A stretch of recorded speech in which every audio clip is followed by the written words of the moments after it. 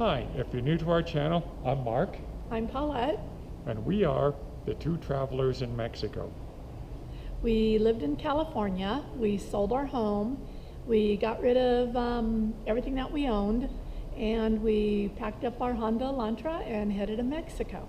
Basically came here with nothing but the clothes on our backs and a few totes in our car. Yeah. And now we are documenting our experience here in Mexico, good and bad. We hope you like what you see. Hope you'll subscribe, click the like button. We also have a Facebook group called The Two Travelers in Mexico, if you would like to join that. Stay tuned for the main feature. For those new subscribers to our channel, we are a travel channel. Unfortunately, we can't travel right now like a lot of other travel channels. And then I was thinking the other day, how really kind of selfish is that of me, because there are a lot of people out there really just struggling to get by. Yeah. And travel at that is a luxury for them that they probably can't even imagine right now. Right. Now, many people are lucky enough to work from home. Unfortunately, a lot of people have lost their jobs through no fault of their own, whether it's through downsizing, layoffs, and the closing of smaller businesses. And there's a lot of there's a lot of people out there that have families to support. They've got car payments, they've got rent, mortgage payments, and they have to put food on the table right now. And another thing is, we have friends that live in Florida, and right now the renters are not under the obligation to have to make those rent payments due to what's going on and a lot not working. But eventually they will be obligated also to make those payments later on down the line to catch up with the rent. Right, they still have that burden, it's just being deferred a little bit. Right, exactly, to help them out during this time. The lockdown has affected Mexico severely, and a lot of other countries too. As an example, here in Mexico there are a lot of street food vendors, and stuff that now are struggling to get by because there just isn't, they're not getting the business to be able to do that. Yeah, I was just going to say, a lot of them rely on the pedestrian traffic, and right now that just really isn't happening. Right. That you've got the street food vendors, you've got the balloon vendors, you've got the craft vendors that are out there, and also for people that drive their vehicles, which again, that's down 80%. Those that drive their vehicles aren't doing it. So those people who clean your windows for you, they sell anywhere between dusters to bottled waters to sodas, fruits, vegetables, and even Chiclets, right? Is that what they're called? The Chiclet gum. And that's a funny story. You want to tell it? Yeah, sure. So like when you come to a stoplight, these guys time it so that they hop out into the middle of the street quickly, and they just start working down their rows of cars.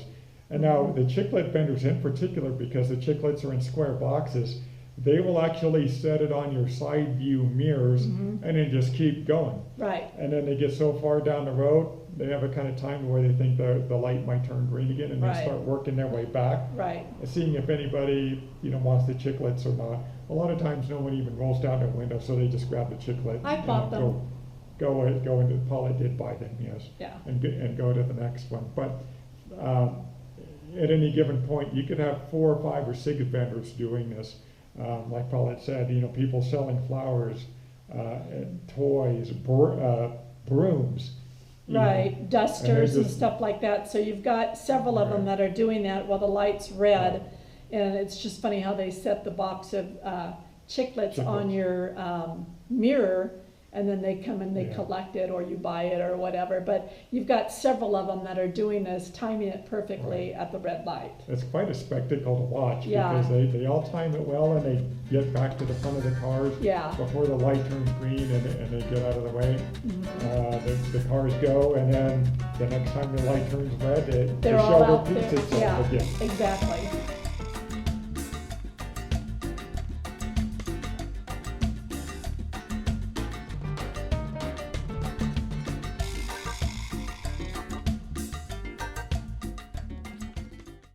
So like we were just saying, you know, like about 80% of the vehicle traffic, pedestrian foot traffic is definitely down. And, you know, it makes it really hard for these people that really depend on that. I mean, Yeah. that's their livelihood, that's their Mhm. daily income for their families to support, you know, and it's just a real struggle right now for those Right. all around. That's how they put food on the table, Yeah, basically, you know, it's just, it's a difficult situation for them now. You know, Mexicans are resilient and they will rebound. They will. Mexicans are just amazing people. And, you know, they will rebound. yeah, But life for a lot of them is really tough right now. right. So as an example, like in the United States, there's a welfare system. Mhm. Mexico doesn't have a welfare system. So the people need to kind of figure out what they're gonna do to earn some money somehow for their Yeah. family on a regular basis now with what's going on.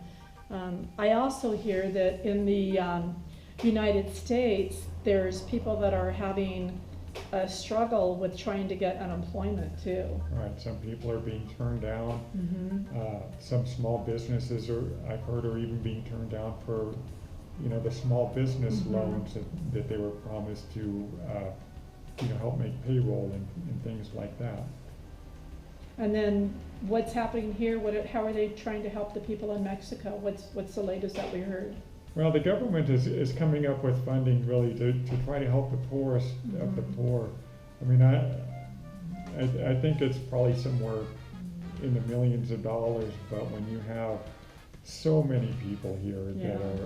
that are affected by this, you know, that's not gonna go that far. So Mark and I, we're just kind of in a different situation. I mean, Mhm. we're retired. We're living off of Mark's pension. Mhm. I unfortunately don't have a pension.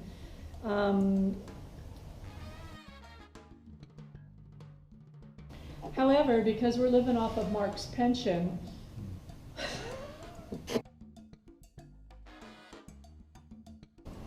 However, because we were living off my pension, that did not affect the reason why that we wanted to move here. We could have Mhm. lived a lot of places in the United States and, you know, probably some other Right. countries of the world because too. there's a lot of people that retire to Texas because it's cheaper cost of living, or Right. Arkansas, or Tennessee. Tennessee. Arizona is another Right. real popular area. Right, we didn't move to Mexico because of The peso, the versus peso the versus US. the dollar. Mhm. We moved to Mexico because we love the people, the We were here culture. 2 years ago on Right. vacation, and we fell in love with, you know, as we always say, and it's true. Go ahead. The people, the culture, the architecture, The the history history, and the beauty. and the beauty of Mexico. Yeah. It's everything all Yeah. in one. Yeah, and like Mark said, I mean, we could have lived in other places within the United States because we Mhm. moved from California, which was pretty high cost of living. But I don't know, it just touched our heart when we were here 2 years ago, and we just knew that we had to move here. I mean, Mhm. and you know what? We've been here for 5.5 months now, and you know, as we've said, we have no regrets at all, Right. and we just feel so comfortable. Like, really, this is our home. Right, we both feel very blessed to be here. Yeah, Right now, even in quarantine, we would still rather be here.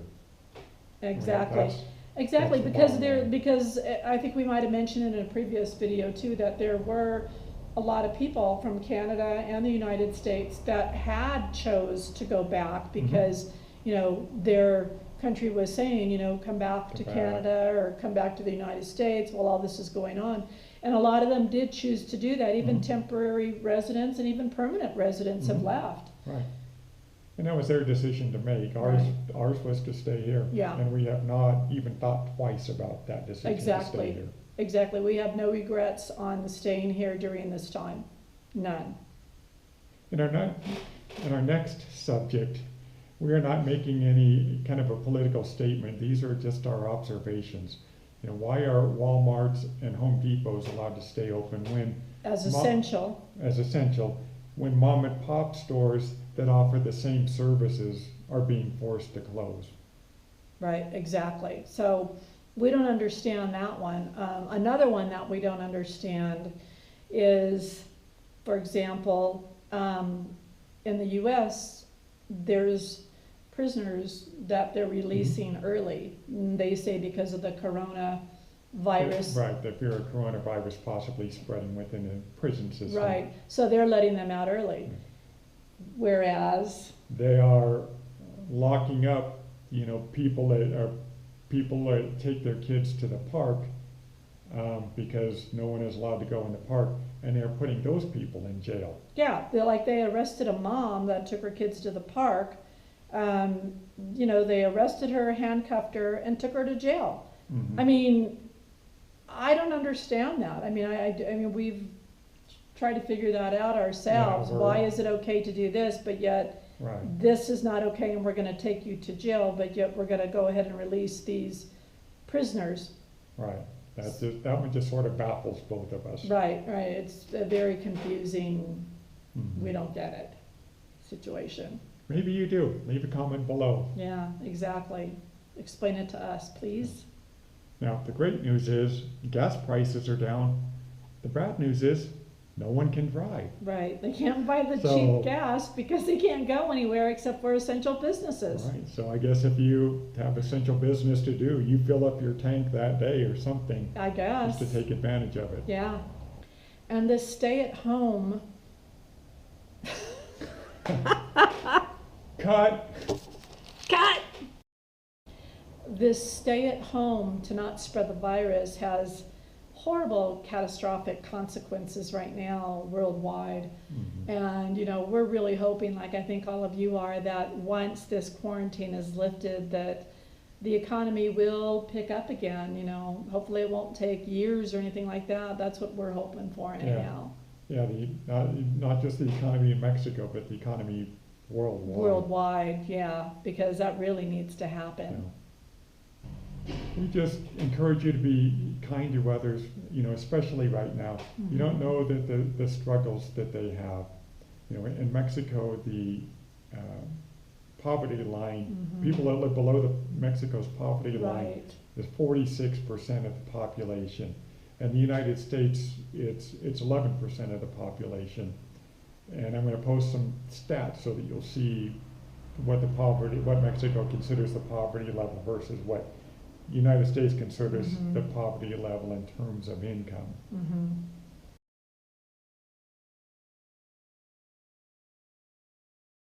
So our final thoughts are, treat everyone with respect and love right now, especially during this difficult time. I mean, it's something that you should normally do anyhow. But, if you can help a neighbor, if you can go grocery shopping when you do and ask them if they need anything, if you can walk their dog or mow their lawn if you see that they can't do it or something to that effect, we just say, pay it forward, Mhm.